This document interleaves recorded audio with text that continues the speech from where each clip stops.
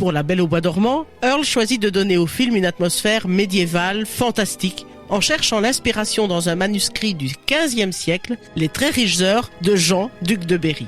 Les enluminures et les miniatures serviront de modèle pour les décors. Et il a aussi tiré des couleurs clés du film, telles que le jaune-vert pour les flammes de Maléfique ou le rose et le bleu pour la robe royale d'Aurore. Oui, et pour revenir à la musique, tu me parlais de Tchaïkovski.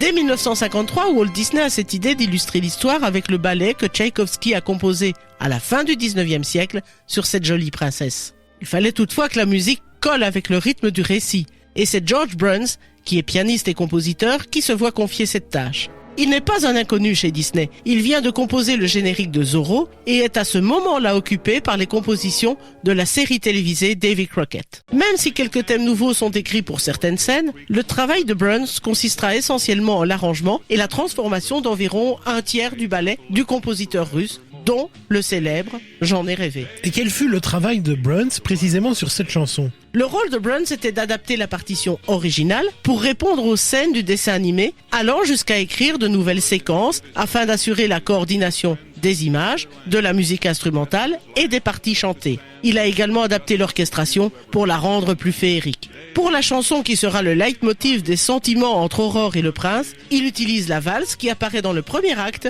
chez Tchaïkovski. Une musique qui a été composée pour cette fameuse rencontre dans la forêt. Pas du tout. Le premier acte du ballet de Tchaïkovski raconte le baptême de la petite princesse et la malédiction de Maléfice. Pas de rencontre avec le prince dans l'histoire originale avant le fameux baiser salvateur. Et alors la prouesse de Bruns sera-t-elle récompensée ? La réécriture de la partition sera nommée aux Oscars et aux Grammy Awards.